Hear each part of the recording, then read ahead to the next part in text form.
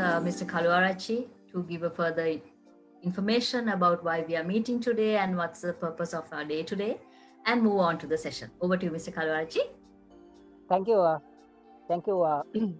Very good introduction to our friend Sachi Wickramage. I call you Sachi because that's the family name to me. Sachi, thank you very much for joining this webinar with your busy schedule. I know you're a very busy person.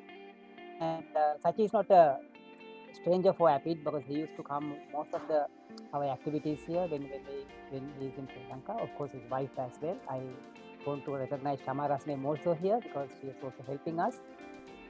So without further taking more time, so we have to make use of Sachi's time more. So I hand over to Sachi to go ahead with the topic what is selected today. So over to Sachi. Okay. Thank you, Sachi. Thank you very much, sir, and thanks, Kaushali, for that nice introduction. So it's really wonderful to connect with everyone who's joined with this session today. And this itself is due to the power of technology. And I'm here in Sydney. It's actually 7:30 past p.m. and you guys are there around 2 p.m. But due to the technology and how it has empowered us, we are in a position to connect, communicate, share knowledge, and empower each other. So really glad for the opportunity, and I look forward to taking everyone through a couple of slides and to share a bit of knowledge about what I would like to disseminate today. So I would first share my screen and let me get this started.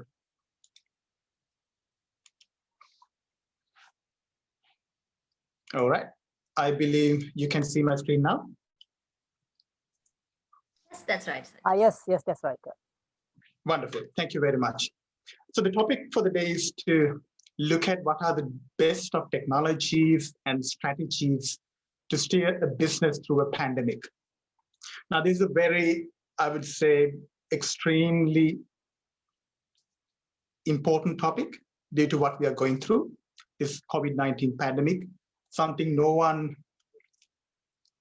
was able to predict, but it was at our face unexpectedly, and we all were forced to re-engineer the way we do businesses, to rediscover ourselves as individuals.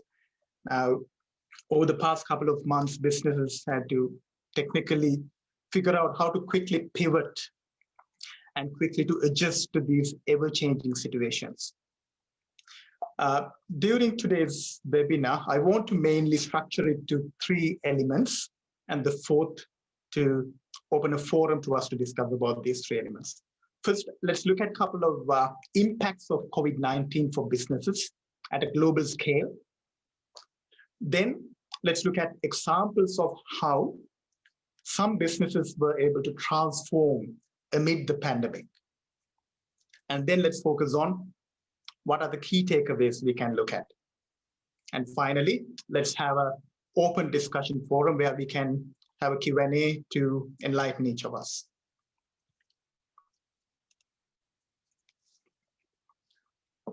I just did a Google search and I typed COVID-19 global data.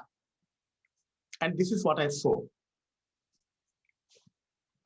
It says 54.4 million cases, 35 million recovered, and 1.32 million deaths. This shows the sheer scale of the pandemic. However, what it doesn't show is the fact that it is also a silent killer for businesses. Further to our webinar, you will understand the sheer impact it had on small and medium as well as large-scale organizations globally.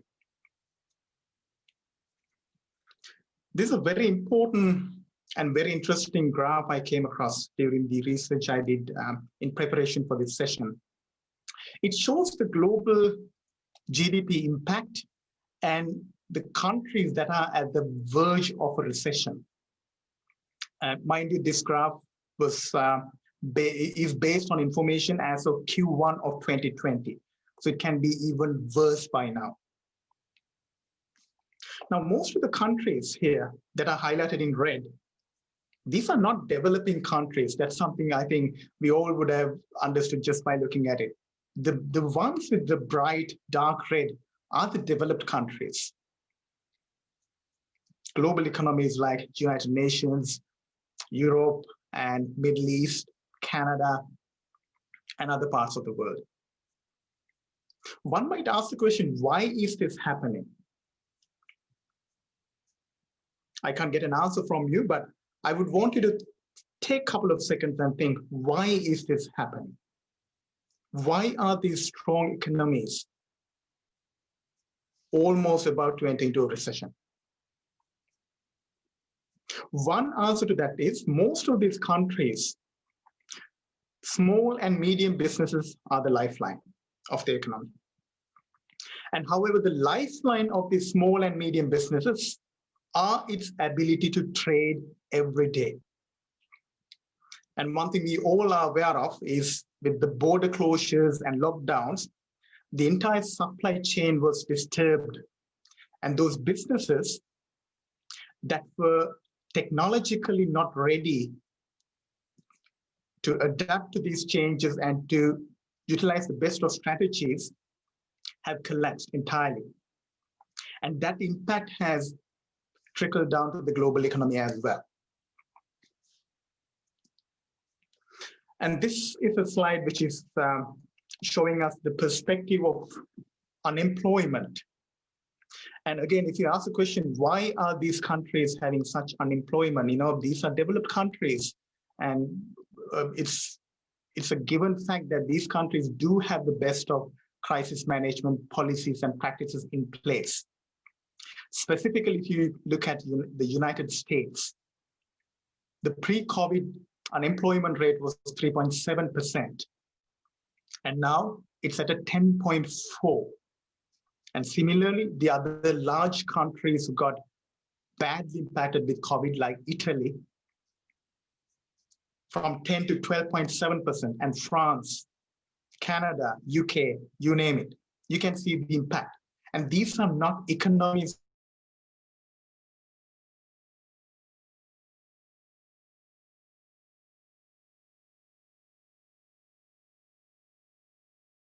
perspective. The sheer scale of the impact can be measured in terms of the decline in the GDPs of these countries. And these numbers are in US dollars, millions. I think United States have a drop of 267,700. That is $267 billion drop in the GDP. And the entire European Union having close to $290 billion drop in the collective GDP. So this shows how much of an impact it has globally. And hindsight, it shows the impact COVID-19 has had on the businesses. And as a result, it's trickling down to the global economies to have these negative numbers because of the inability of businesses, most of the businesses, to survive, adapt, and transform to these changing situations.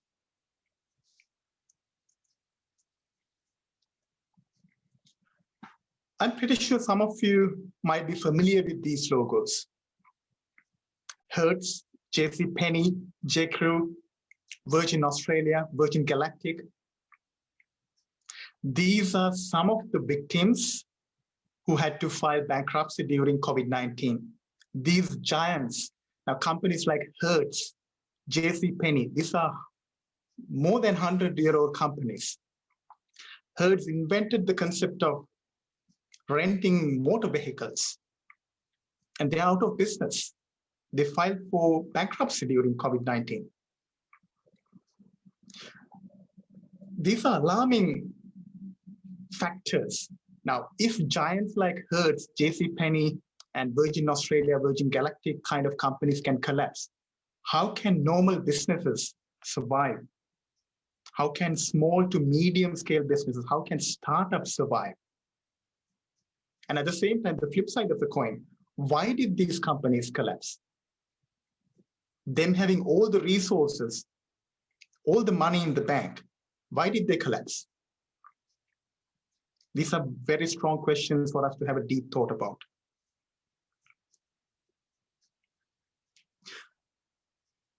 The answer to this is they were unable to turn these massive challenges into meaningful change.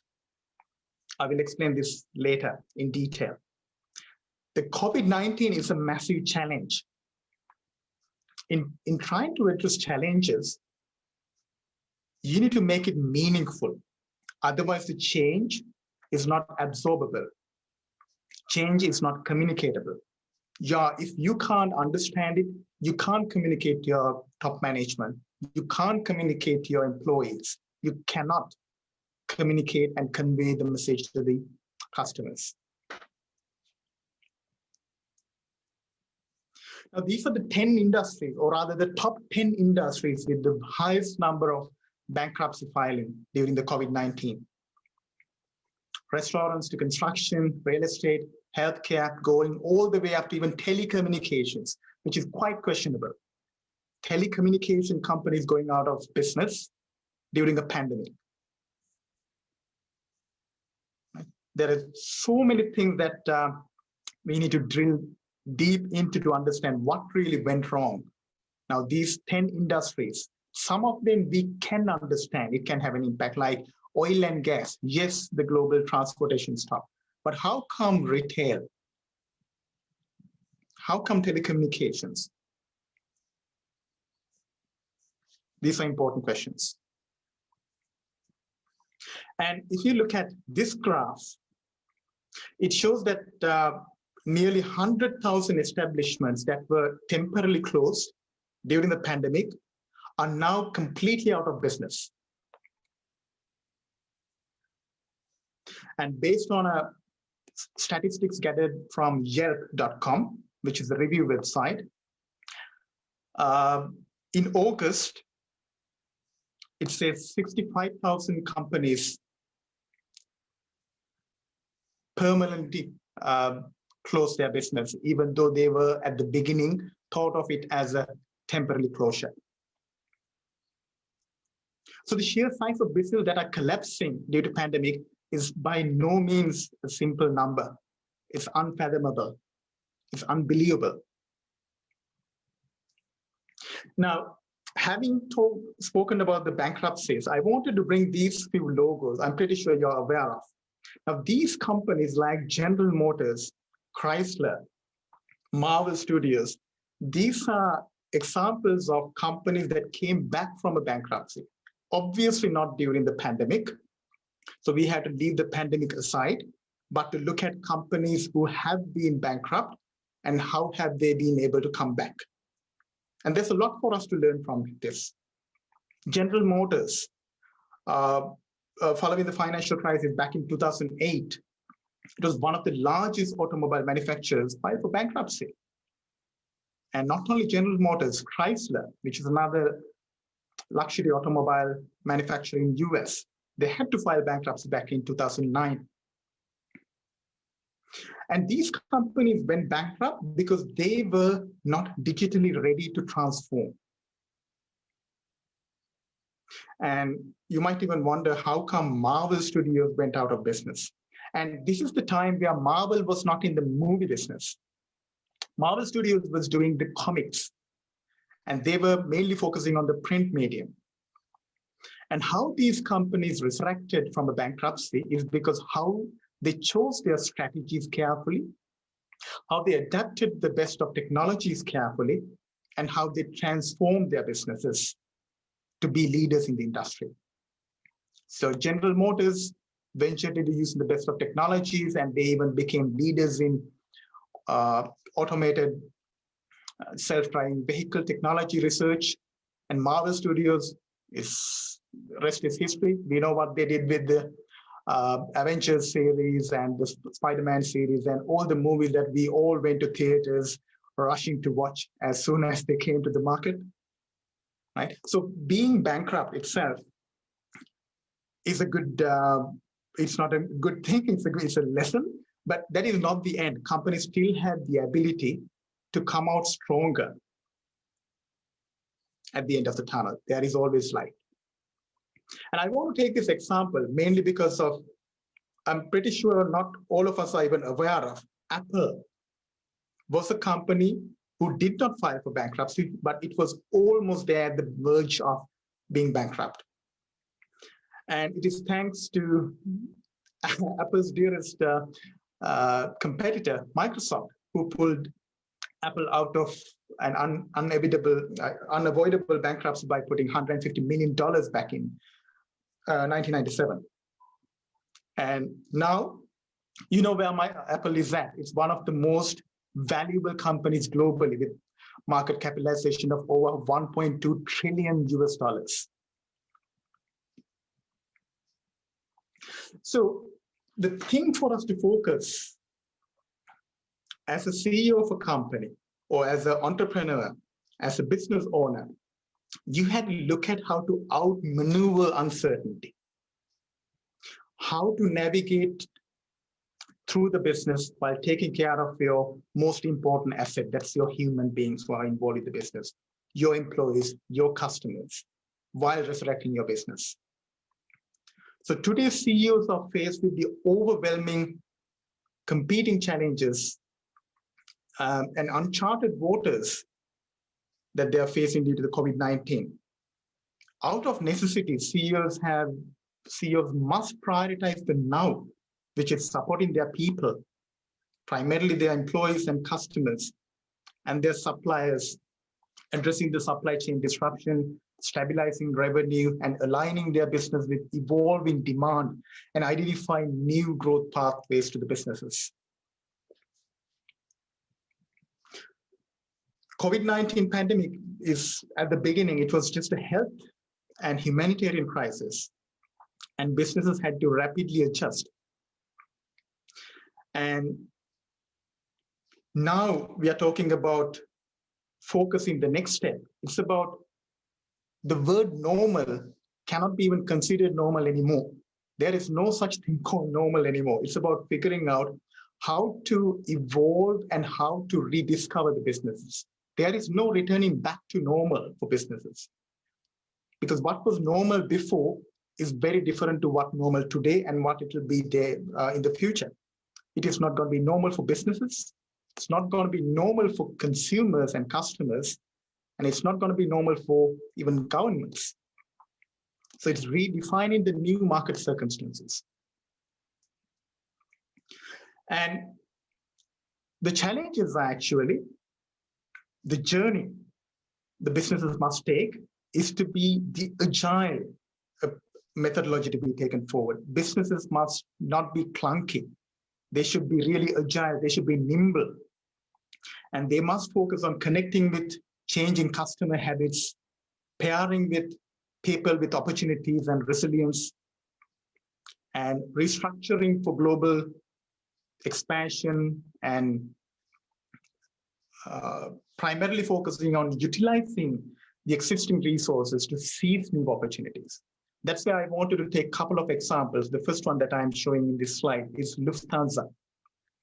And not only Lufthansa, there are other airlines like American Airlines and United Airlines. These airlines are now using passenger planes to do cargo delivery. Right? Because I think it's a known fact that more than 90% of the airlines went out of business if they were focusing on passenger transportation. But one thing that remains the same is the global supply chain must continue. So if the global supply chain to continue, the transportation of goods must happen.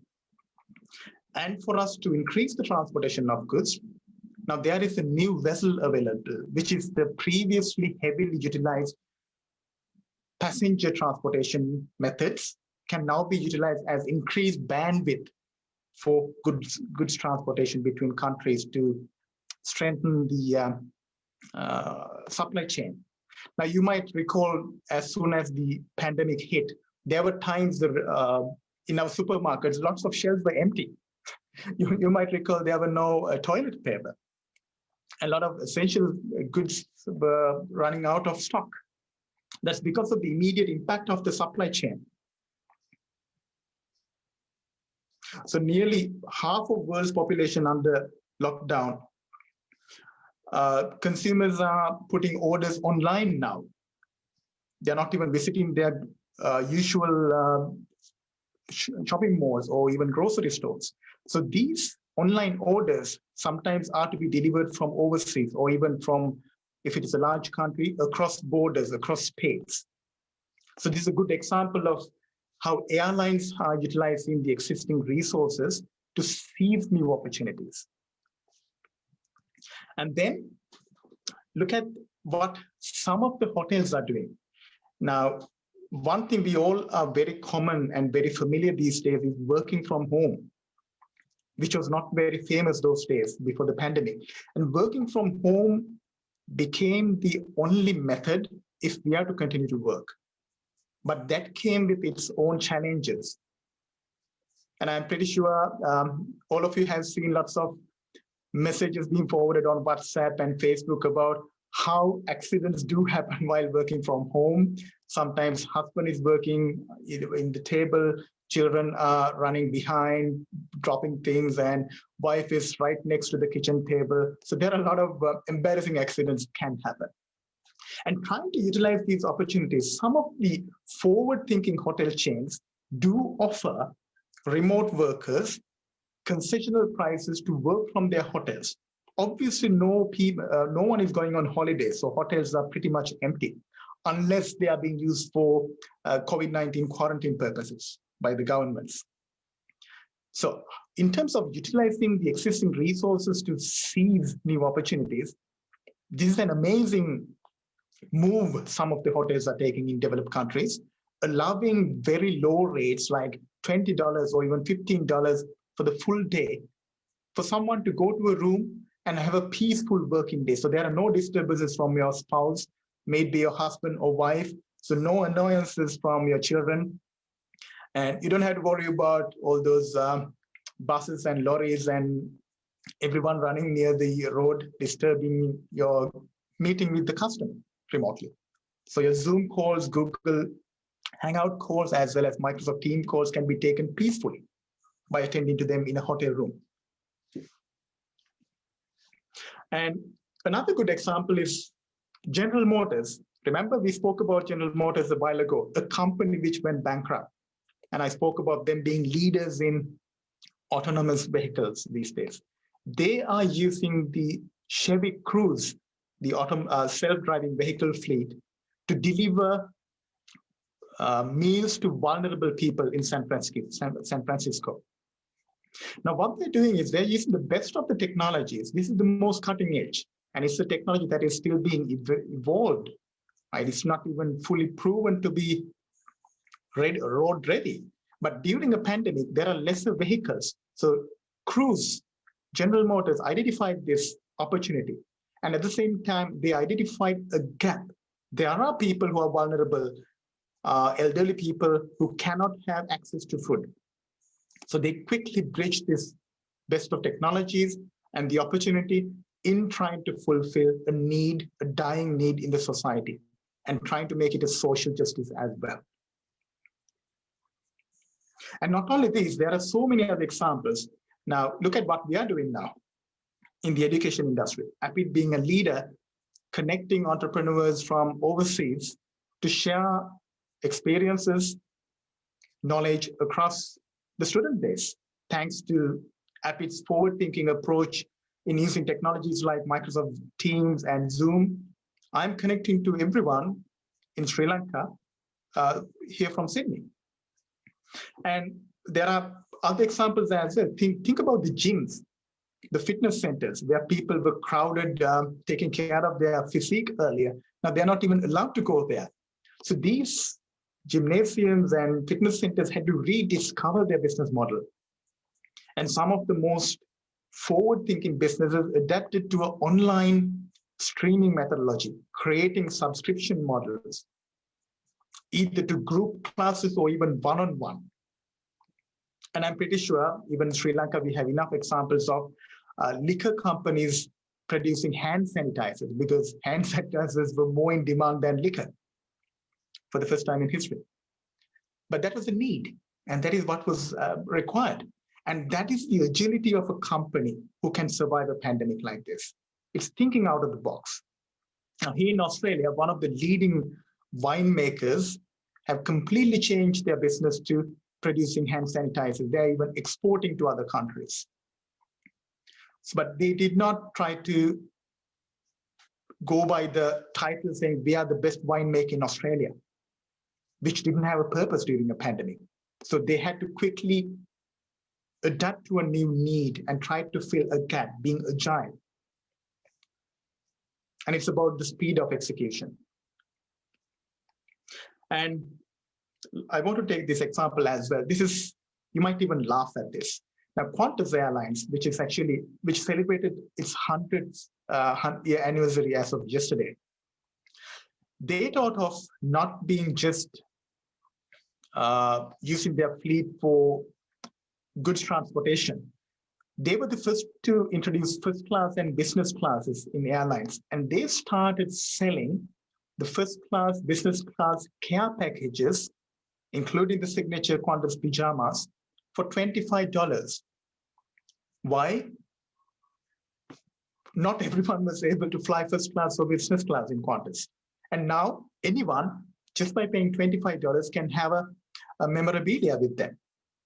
This is catering to a need. Again, it's not an essential thing, but Qantas made lots of money doing this.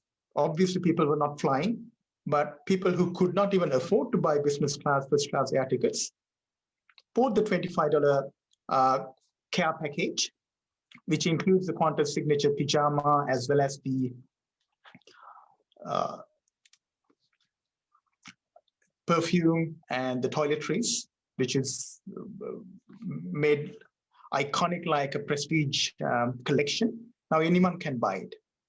As well as Qantas went the extra mile, creating the catering that the airlines do. Think about during a pandemic, what are we to do with the catering unit? So what Qantas did was they started delivering airline food to doorstep at an unbelievable price of $10 a meal. So this is how companies think out of the box during a pandemic. It's not just thinking of their core business and how to pursue through this dark cloud and try to do it strong and fast. It's thinking out of the box. It's trying to do what you haven't done. Try to do what your competitors have not done. Now, I wanted to come to this and try to bring some summary to what are the examples that we looked at. In trying to steer through a pandemic, this is a model I always use, which is to focus on three things: your business strategies and how you invest on technology, with the main aim of creating value across the board. I'll explain this a bit more, and I'll take an example as well. Now, when it comes to strategies, I go by three principles. I look at my employees first,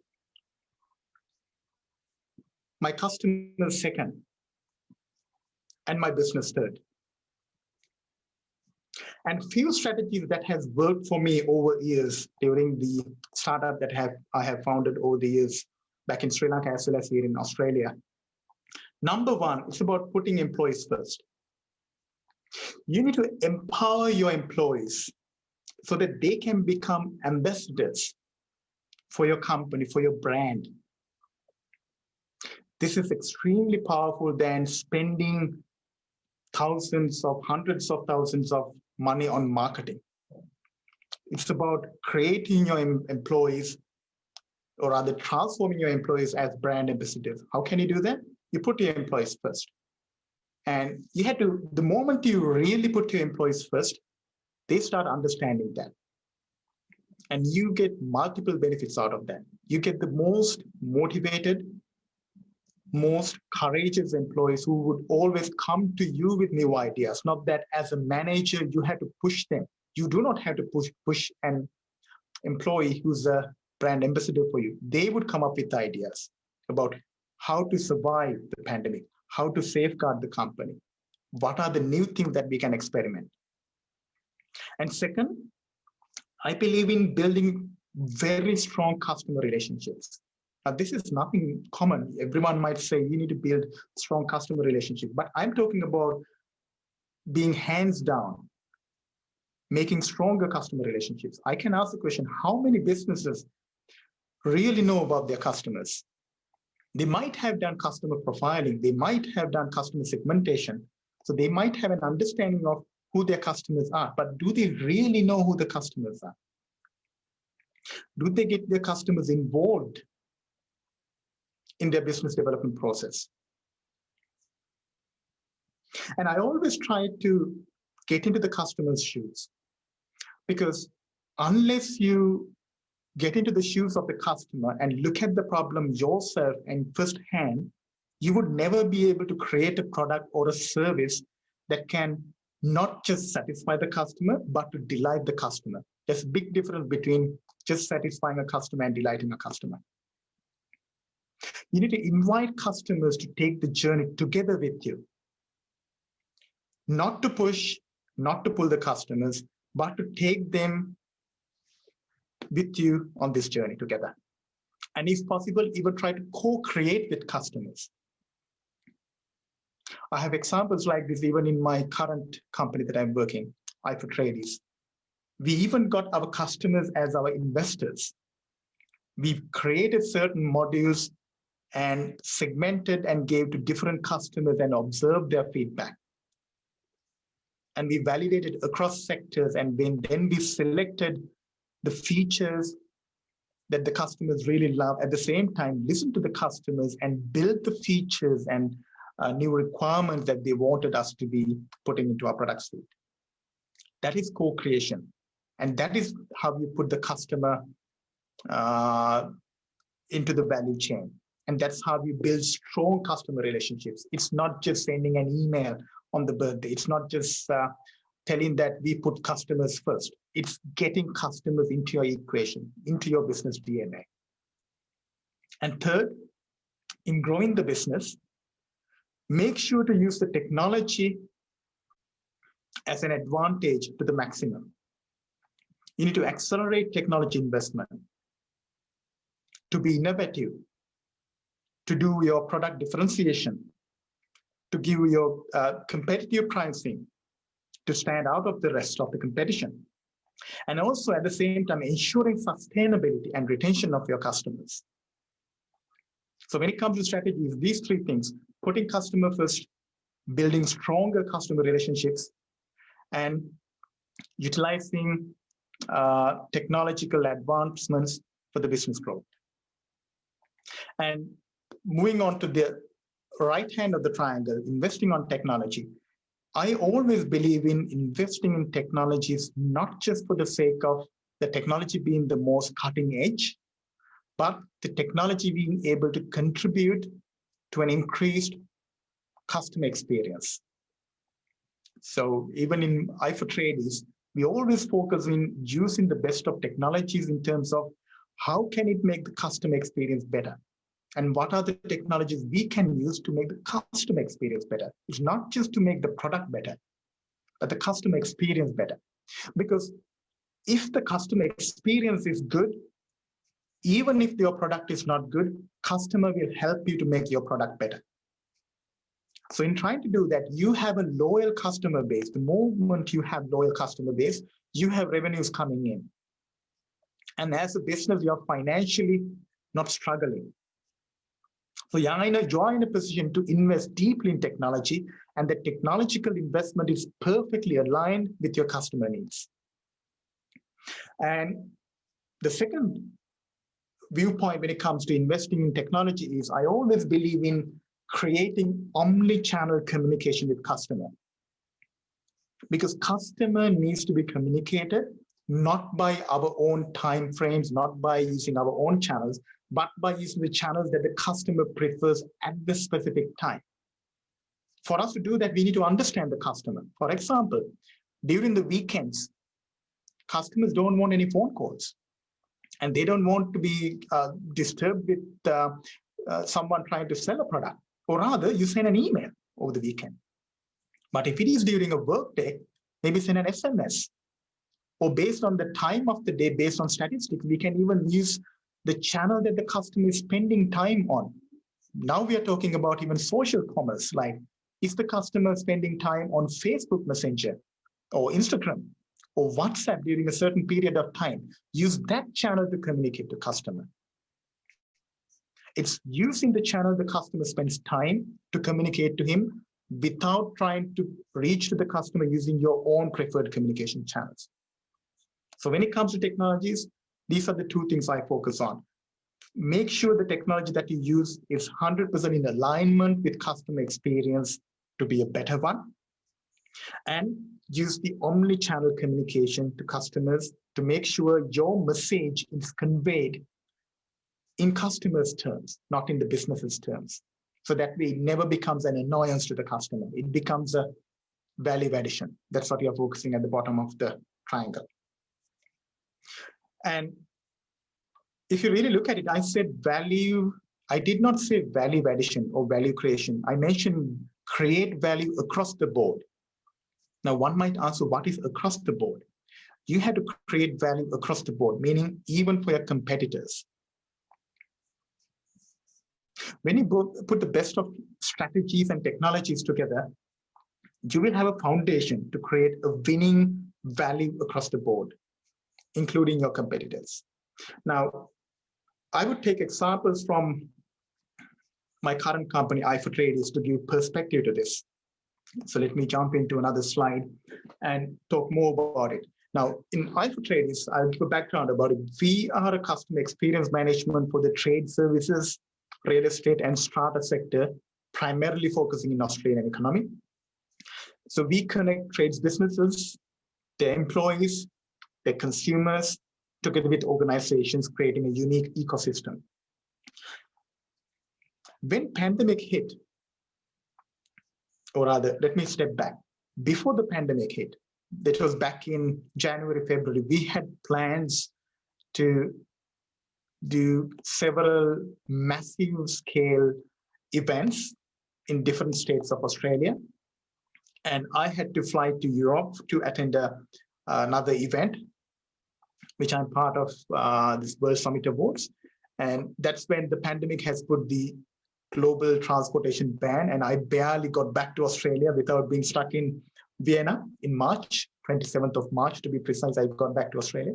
So we had to put all our plans as I4Tradies on hold because technically you can't travel, you can't do anything. And on top of that, our revenue came, listen to this number, came down by 75%. And we are not a multi-million-dollar company. We are a startup. We are just a 4-year-old company running on the recurring revenue that we have. When our revenue came down by 75%, well, we had only two options. One, close the shop and say that's it and figure something else out. Or second, rediscover ourselves. And we can't simply say, it's when the pandemic closes, let's open the business again. It has to be a new beginning. So we thought of looking at it as a new beginning. Now, the good news was we had a very strong technology portfolio. We had our apps. We had our strong technology ecosystem. So we wanted to look at now, if I take examples of one of our verticals, trade services being in Australia, in developed countries, the skilled workers are a profession. It's an essential service, actually. Now, if you look at a business or if you look at a residence, whether it's a pandemic or not, if there's something wrong with your electricity or if there's something wrong with your hot water system, you want to get that fixed. You can't wait till the pandemic is over. So these are essential services. And our customer experience platform has channels to connect these consumers with such needs with service providers of these skill services. Now, one thing we thought of was, let's do an advertising campaign to promote our services heavily on TV and radio. So what can we do? Usually what we do is we ask people to download our app, sign up for it, register. Then it's like Uber kind of an experience. You can see based on your geographical location, who are the service providers in your area. They get verified by their rating and license and compliance as per the government regulations per each state. But then again, we thought that's what we have been doing earlier. Now, if we start putting advertisements on the TV, but think about, remember the previous strategy I spoke about. It's about thinking about your customer first, right? The three things: customer, employee, and the business. But for the customer, if we start putting advertisements, now this is the time in TV, you start hearing all these distressing news about different countries being locked down and the cases going up. Who would really focus on a TV commercial? And even if they focus on a TV commercial, would someone even be worried to do a simple thing like downloading an app and creating an account? So we wanted to think on behalf of the customer and get into the shoes of the customer. So during a pandemic, customers' mindset is different. Even simple things like downloading an app and signing up now becomes annoying, difficult, and it's cumbersome. So we didn't want to just push customers and say, we have the best app. You just go to Google Play Store or Apple App Store, download it, sign up. It only takes 1 minute or 30 seconds. Instead, we question ourselves, what are the technologies customer is already using? And what can we do to add value to the customer without putting a burden to the customer? So we, instead of using the best of the newest technologies, we step back, because the utilization of technology during a pandemic should not be the most technologically advanced one. It should not be, or rather, it does not need to be the latest machine learning algorithm. It doesn't need to be the best AI algorithm. We went back to the SMSs as a channel. Why? Because no customer wants to do anything to send an SMS. It's very easy. So we ran a campaign saying, if you have a problem with your electricity or your plumbing, or if you have any other skilled work requirement, just send an SMS to a short code that we have decided. We call it I4Tradies Emergency Response Center. So we positioned this new service as an emergency response center. We created a call center around it. We created an automated SMS-based registration process. So for example, if I take myself and there's something wrong, think about now, all of a sudden there's a power failure and we are in the middle of a webinar. So I need this fixed immediately. And I don't have time to go download an app because obviously my Wi-Fi router is not working. My internet might be questionable, but I still can send an SMS. So I4Tradies Emergency Response Center, what we did was, we told customers to do only two things. Send an SMS to a number that we've specified.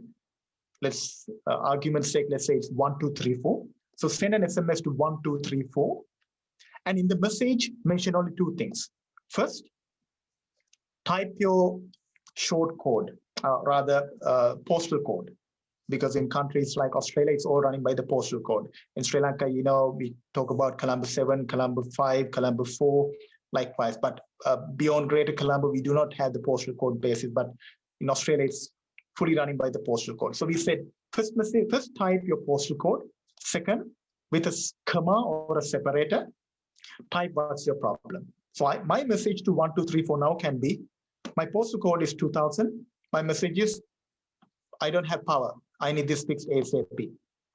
Now, when someone sends a message like that, it goes to our automated SMS channel and it detects the short code, rather postal code, and it knows the problem. It reads the SMS and using an intelligent algorithm, it matches the service providers. In this case, the certified electricians who are providing 24/7 support in my postal code 2000. And it immediately responds to the customer saying, we found the best service providers in your area and we have already alerted them. You will hear back from them in the next 15 minutes. Because we built a backend system to provide this lead to the trade service providers, telling that there is this person now waiting for your service in the next 15 minutes. So we did this. We had the same platform earlier using an app where people can download an app, but we wanted to simplify. During a pandemic, the things that were simple earlier were questionable. People were stressed. They wanted simple, non-disturbing ways of getting their problem solved. And we call this Emergency Response Center. And to explain more about it, Remember, in the last slide, we spoke about is creating value across the board, right? And how did we create value across the board? For the trade services, I4Tradies has a platform as well, but this new emergency response center can now send new job leads even to our competitors. So a trade service provider do not need to be even registered with us. They can be using a competitor's platform, but we even give them the new job. Because why? Even the trade service providers during a pandemic are distressed. Their job requests have gone down, so their revenue is low. They are looking for more job, and customers are looking for more work done. So we remove the barrier. We do not give job only to our registered suppliers. We even give it to our competitors across the board. If they want, they can take it and use their own platform to do the job. So we created value across the board to our customers as well as to our competitors. And what did that do? It transformed our business, and it helped us to steer through the pandemic and even get listed as examples of how startups steering through the pandemic using not the latest technologies, but the best of technologies and the best of strategies. The strategy was to think customer first, think of your suppliers, think of your competitors as well, solve the problem to your customers, your suppliers, as well as even your competitors. So because during a pandemic, it's not about competing. And I would like to quote something, a famous quote, which is, you might have heard of this: competition is the law of the jungle, but cooperation is the law of civilization.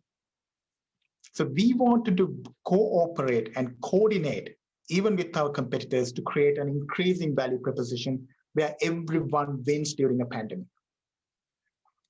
And another thing that we did was, our usual business operation was, we are a company, we design, develop our software products, and we sell our products. So we have a sales team as well. Our sales team goes across all states and onboard all these trades business owners. And we even change our business model because we wanted to look at other companies who have stronger assets and resources in trying to do what we want to do better during a pandemic. So we separated ourselves and we put us only into the container of a software development company creating a product. Our entire sales channel, we removed our sales channel because we did not have a strong sales channel. Instead, we created a license model and we licensed the technology for Australia and handed it over to one of the leading sales companies, trade service companies operating in the Oceania region. Oceania is Australia, New Zealand, Papua New Guinea, Fiji, and other countries. So now we collaborated and joined forces, creating extreme value addition, where we can focus in what we are good at, which is building technology, building software products that really resonate with the customers. And we are coupled by the best sales team in Australia who are connected to the trades business owners. And this is joining forces, collaborating, creating extreme value. So as a startup, that's how we became spotlight, and we were highlighted by a lot of articles by big giants, even the leading banks in Australia, as to examples of how a small startup steered through the pandemic by using the best of technologies and the best of strategies, not to create more competition, but to create more cooperation. So having said this, I'm conscious of the time. I want us to have time to have a Q&A as well. So I would conclude my official session here and would like to invite everyone to ask a couple of questions, and let's have some collaborative time and see where we can take it forward from. Wonderful. Sachi, I do have a few questions that have started coming in while you were talking and while you were presenting in the content. First, thank you so much for this wonderful and insightful session and sharing these details as to how you have been sailing through this time and giving that knowledge to all of us. especially our students and especially the new entrepreneurs who are with us today. So with that, let me go into the questions that have been coming so far. Sure. So the first one is that who is your role model that motivates you to face challenges during these difficult times? That's a very good question, actually. But one thing, I personally do not believe in a single role model. I believe in learning from everyone. It can even be when I was a lecturer, I even learned certain things from my students. And obviously, I had the luxury of being mentored by legends like Mr. Kaluarachi, where I'm a proud student once upon a time. And so as a principal, I do not look at an individual and as a person to study and simply follow the same path, but I look at multiple people. It can be industry leaders, it can be even people at your level, it can be even people that who look up to you. There's always a lot for you to learn from anyone. And in fact, there are examples of during my tenure in Sri Lanka when I was heading a software company. Once I had this, the gentleman who was responsible for the security of the building. There were certain things I observed from him, and I went to him and said, "Uncle, I learned a lot from you because of how you do what you do, or rather what the way you do." And he was very, he was really touched. And he said, "Sir, I didn't think you would even talk to me." I said, "Of course, if there's something to be learned, it should be learned and it should be acknowledged." Exactly. All right, so let's move into the next one. Okay, so can you explain social commerce a bit more? Okay, the first thing is I'm not the best for that, but I can give a heads up, and I'm pretty sure there are experts to take it to deep. Now, social commerce is a buzzword these days. It's about commerce is doing business and social is doing it socially. So social commerce implies doing business on platforms like Instagram, Facebook, or even messaging platforms like Viber, even WhatsApp. Good examples are, I'm pretty sure most of the students are spending a lot of time on Instagram. And if you go to Instagram now, if you follow your famous brands, these brands that you worship, you know, since I'm talking to Kaushali, I'll take a, let's say, fashion brand. Think of your favorite fashion brand. If you follow it on Instagram, in addition to observing and enjoying their images, you have a button there saying click to view more. And when you click on it, it says, okay, this cost you X amount of rupees. And if you want, you can click from there to buy it. That is, in a nutshell, social commerce. And another vertical of social commerce is good examples like even Cargill's Bank launching this Viber app. In Viber itself, you can communicate with Cargill's and get these orders done via chat. Those are examples of social commerce. But there's a lot more to it. So I would leave the experts to explain more about it. Okay, thank you, Sachi. And the third one that is coming to us is what are the best contingency actions if technology fails when serving a customer online? That's actually a very good question. So that is why the key word is online, right? That question had online. That itself is a mistake. Why? Because you might question why is online a mistake.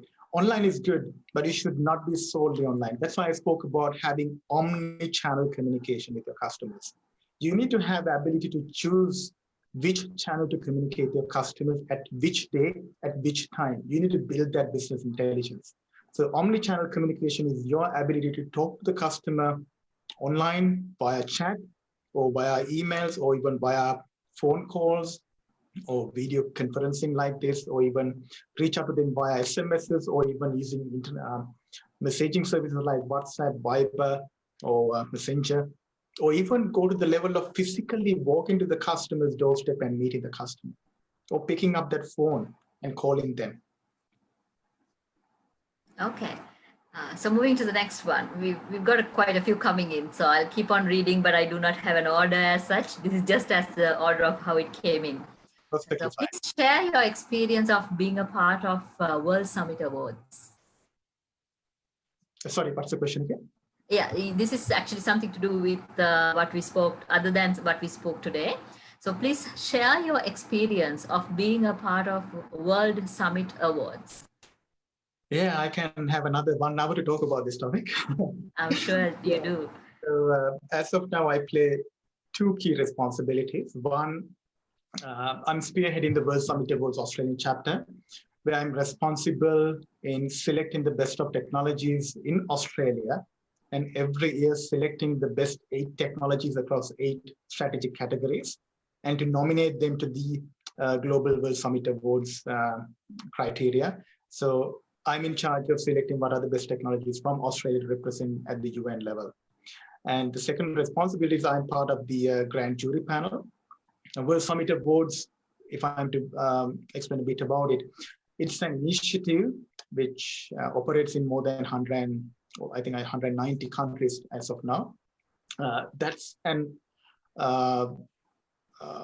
how can I say? It's more like a measurement stick, which is empowered by the United Nations to identify the best of utilization of technologies across countries and to recognize them, reward them, and to bring them to the stage where they can meet like-minded people and to amplify their effort. So, for example, in Sri Lanka, the main body is ICTA. That is what selects the, you might be aware of a voting program called I4Tradies. So the winners of I4Tradies every year will be nominated from Sri Lankan government to the World Summit Awards. So World Summit Award is a nomination-based program. No one can apply to it directly. Every country must provide, rather nominate the best 8 applicants every year. But at a global level, there is a jury panel of 80 jury members, which I'm part of as well. Do the evaluation. It's a sheer scale of applications that you come across is unbelievable. It's a massive load, and it's extremely challenging and extremely interesting at the same time. So there's a democratic evaluation process. So at the country level, you get evaluated. Only 8 per country, regardless of the size of the country. Sri Lanka gets 8, Australia gets 8. So is US, so is China. So that you get selected there. And when you go to the next level, the WC online jury, 80 members representing all parts of the world select 400 out of these thousands of applicants coming through. It's a short list that they create. And that short list is forwarded to the WC grand jury, which is a 16-member panel. And I'm lucky to be part of that as well, where we select the winners out of these 400. We select 40 winners, which is 5 winners out of 8 categories. And we invite them to visit the WC Global Congress, which is held at different parts of the world. This year's one was in Vienna, where that's what I was explaining about. I barely got back to Australia before the pandemic. Last it was in Portugal, and it is held in different countries. So at the event, at the Global Congress, these winners have the ability to compete against winners and be global champions. So my experience about World Summit Awards is being one of the best, and it keeps me really humble. There's a lot for me to learn. I every day learn by being part of World Summit Awards, because I would say I'm really lucky to be in a platform like this, where I get to see the best of technologies every year, where I keep pushing my boundaries, pushing my envelope about what are the best utilizations of technology. And another important thing is, World Summit Awards is not just about identifying the best of technologies. It's about identifying how technology can be used for the betterment of the social impact. It's about how you do good with technology. And that's what makes it even more interesting. I think it's a lengthy answer itself. Wonderful. Indeed, it will be quite a motivation for everyone who's looking forward to follow these footsteps of you in the same area. So we do have with that 2 questions I would like to combine, because it's in the same area of interest. So what is your advice for a very new young entrepreneur is the very first question, and let me combine that together. Is there any tactics, techniques, and methods that you would advise to young students like us to practice from a very good start with regard to innovation and entrepreneurship? Okay, so innovation would sum it up saying, what's your advice for a very brand new young entrepreneur who's looking to follow these footsteps of you, and or maybe going beyond those levels to the international forums? Yeah, so a couple of things. First thing is believe in yourself. That's the first thing. You must believe you can do it. You might think, okay, I'm still small, I'm just graduating. The others are at another level. Who cares? Everyone who's there was once here, right? So if anyone can do it, all of us can do it, right? So believe in yourself. And there's something really good about believing in yourself, because only when you believe in yourself, then you can amplify your skills and competencies. We all do have skills and competencies, just that we need to identify what are those, and we need to focus on those, keep polishing, and do not get distracted. Don't try to do everything. Do not try to do everything. Identify what you're good at, keep polishing that, find enough inspiration. Inspiration can come from your daily habits. So I have a daily habit of waking up early morning and going through a couple of websites and channels and podcasts that even to date, I go through. That is to get my morning energy. So inculcate habits like that, which would help you to have a more of a learning focused mindset. And as an entrepreneur, it's about being believing in yourself and your ability to build a strong team around you, because you as an individual is one. So your ability to convince people is the technology, or it's not a technology, it's a tactic that you have to master. Ability to convince people. If you can convince people around you, then you can convince more. And if the more you can do, you can convince you can create them, rather convert them to your employees, and they can do so, creating a fan pool of customers. So it's about ability to convince people. That's a tactic to master. That's something to really focus on. So believe in yourself, try to build teams that believes in what you believe, and then you need to have resilience. Things do not happen overnight. You don't become the most successful entrepreneur just by luck. It takes time, it takes pain, it takes its own ups and downs. I didn't come here overnight, and the steps I have to go through are not easy as well from where I am to the next step. It takes courage. So you need to have the resilience. When you're punched down, believe in yourself, get up, go forward stronger. So these are a couple of things. Thank you so much, Sachi. With that, we move on to our last question for the day. Does your company or the application provides online certifications and training on the new software technologies that are available worldwide? Well, our company is in a different business. We do not provide certifications. It is a trade services platform which we provide. Think of it like Uber, right? Where we have 4 pillars connected to it. So in the trade service sector, there is a consumer, there is a trade service provider who's a business, and there are employees who are like subcontractors working for these businesses, and there are organizations who seek benefit of these services as well. So we are in a slightly different business, but we do have licenses and compliances inbuilt, making our platform the marketplace to find the most certified trade service providers, because we have built our platform with trust and compliance and transparency. So those are the pillars of our business, and that's what allowed us to be an industry leader, and that's what allowed us to even rediscover ourselves during pandemic, not to result as a startup who got down and who was shut down during this pandemic, but became stronger and moving forward faster. Right. So can you mention your accessible sites and the links that if someone is interested, if a student would want to know more about your product, how can they reach out to you? The best thing is to Google my name, and I think I'm pretty much available on any platform. And if you Google Sachi Wickramage, you can find the company that I'm attached to, all the profile that you can reach out to, my Twitter, to everywhere. And feel free to drop me a message. And based on my availability, I'll be more than happy to reach back to you. Thank you, Sachi. Thank you so much. So on behalf of Appit family and the directorate, I take this moment to thank you sincerely especially for this insightful and awakening session. And we hope to reconnect with you soon, back again. And I would like to check with Mr. Kalwarachi. Would you have any concerns, any thoughts that you would want to share now that we are in the end of the session? Yeah, with the time is important and the Sachi is also busy. I think it's time for him to enjoy his meal as well. Okay, Sachi, thank you very much for your contribution, and we'll hope you can get more and more insight from you in future. Thank you very much for Sachi, your contribution. Thank you very much, sir, and thank you very much, Kaushali. I really enjoyed the session. Hope everyone got value. Thanks a lot. Of course, wish you all the very best. And with that, audience, students, thanks a lot for joining us. Hope you had a wonderful insight and a new thinking coming to you with this. So hope to see you back again in another webinar on the same technique. And we'll see you, Sachi, later. Thank you, Take care. Kaushali, coordinating All this. right. Thank Good you, afternoon to Kaushali. everyone. Take care. Thank you. Be Thank safe. you, IT people as well, doing all the back. Yes, we do have a massive team. I'm sure Sachi has been with us been in touch with us some time.